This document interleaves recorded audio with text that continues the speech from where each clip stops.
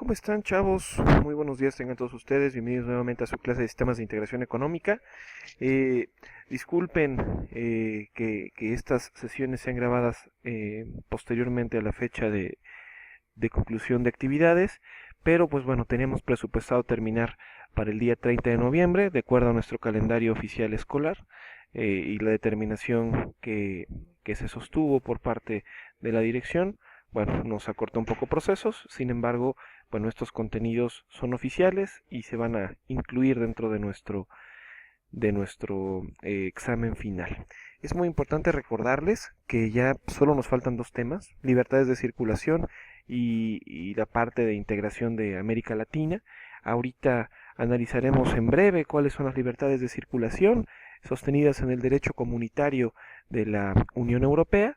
Y bueno, démosle inicio.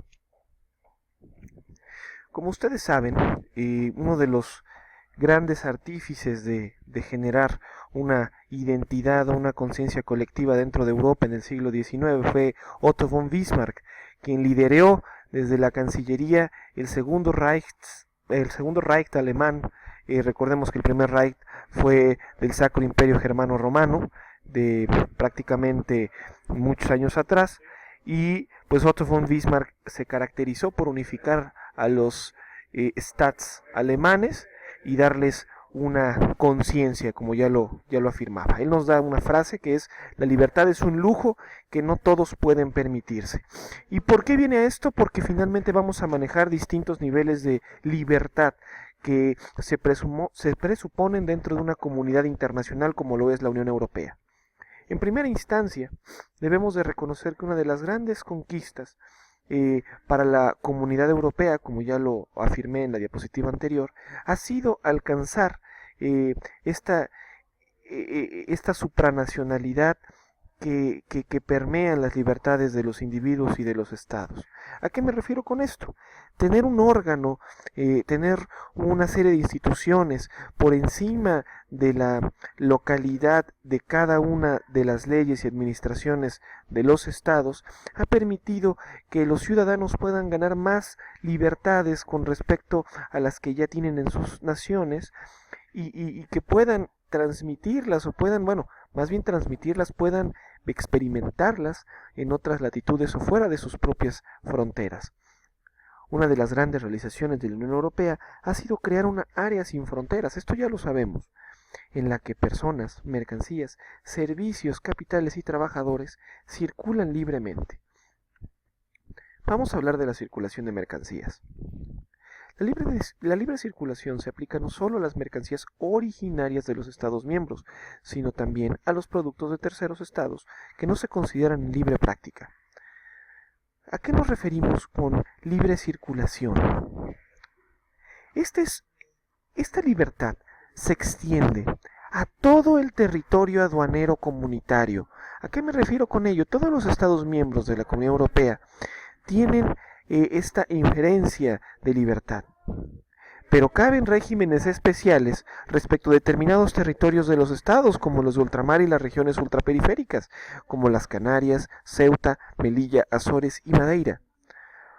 Cuando hablamos de libertad en el tránsito, en la circulación de mercancías, hablamos que todos los territorios ultramarinos y ulteriores de los estados que son miembros de esta comunidad pueden gozar de un tránsito libre de mercancías de otros estados y al mismo tiempo enviar a otras latitudes, enviar a otras naciones productos y o servicios que cuenten con la misma libertad. ¿Qué restricciones tiene la libre circulación de mercancías? Bueno, las de orden público, moralidad y seguridad. Como vamos a ver, esta restricción es una constante en todas las demás libertades. La protección de la salud y vida de las personas y animales. Esto es muy importante porque también nos lo aplican a nosotros en el Tratado de Libre Comercio. La preservación de los vegetales. ¿Por qué? Bueno, cuando nosotros mandamos productos más allá de nuestras fronteras, no solamente estamos enviando pues un insumo necesario o una materia prima necesaria para el consumo del estado que realiza la importación, sino que también mandamos o enviamos una serie de condicionantes o de variables orgánicas o genéticas que podrían llegar a alterar la flora del territorio al cual las enviamos. Entonces es muy importante que los productos que enviamos estén perfectamente bien acotados y que siempre busquen preservar la flora y fauna de los territorios que hacen la importación. Protección del patrimonio artístico, histórico, arqueológico nacional. Nos vamos prácticamente al mismo punto que en orden público y moralidad. Protección de la propiedad industrial y comercial. Muy importante. Uno no puede realizar importación o exportación de productos que para el derecho comunitario, para la comunidad internacional, pertenecen intelectual o industrialmente a otro autor o a otra empresa. Uno necesita cuidar mucho como comunidad internacional que los involucrados en los procesos mercantiles, en los procesos comerciales, pues puedan gozar de libertad, pero sobre todo puedan gozar de respeto respecto a la protección de sus derechos patrimoniales, de sus derechos morales frente a la autoría o la creación de ciertas marcas o ideas. Circulación de personas. Cuando hablamos de circulación de personas, pues sí, realmente hablamos de esta libertad de tránsito que nos faculta la Constitución Política de los Estados Unidos Mexicanos, este derecho humano a poder transitar libremente por las fronteras de cada uno de los estados, funciona de manera muy semejante en la Unión Europea. Uno no necesita ni pasaporte ni documentación especial para poder cruzar las fronteras de los Estados miembros y poder encontrar trabajo, poder ser comerciante, poder participar en actividades culturales y o sociales, ¿no? Existen restricciones en materia política, pero eso lo vamos a ver después. Como lo estamos analizando, consiste en la posibilidad de desplazamiento y residencia de los nacionales de los Estados miembros de un estado a otro. ¿Cuál es la principal prohibición respecto a este tipo de libertades? Bueno, lo que más se respeta o lo que más se busca generar es una conciencia integradora, una conciencia que busque la tolerancia, pugne por la defensa de la multiculturalidad. Hablamos de una sociedad muy heterogénea, entonces prohíbe y suscribe que todo acto discriminatorio, pues obviamente no está dentro de los valores de la propia comunidad, por eso, como ya lo insisto, es motivo de prohibición. Una restricción interesante es que la única gran limitación general de esta libertad de tránsito de personas, pues son las que se justifiquen por razones de orden público, seguridad y salud. Circulación de servicios. ¿Ustedes qué entienden por servicios? Pues sí, realmente nosotros podemos ver a través de este cristal de servicios todas las actividades económicas que llevan a cabo los particulares y las empresas y que tienen como principal fin el satisfacer ciertas necesidades que no podrían asistirse de manera absoluta a través del suministro de productos. ¿A qué me refiero con ello? Pues que obviamente implica una obligación de hacer, una obligación de generar, de brindar.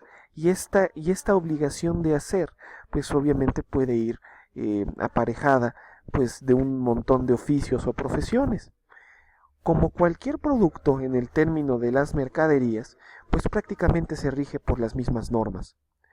Estas se consideran como prestaciones realizadas normalmente a cambio de una remuneración.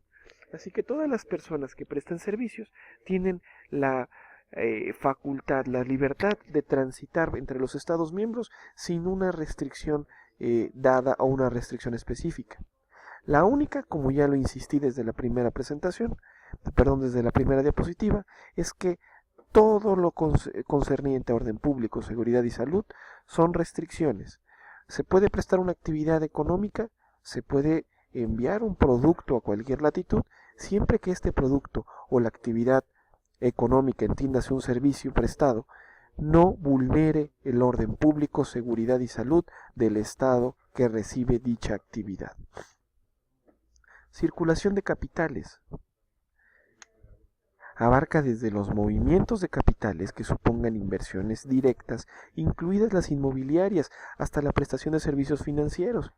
Por eso la Unión Europea de repente tiene tantos bemoles, porque los Estados miembros tienen una política muy específica respecto a algunas sanciones o algunas infracciones en materia fiscal, como lo puede ser el lavado de dinero, lo puede ser incluso la evasión o cualquier otra actividad que vaya en contra o vulnere los principios del derecho fiscal.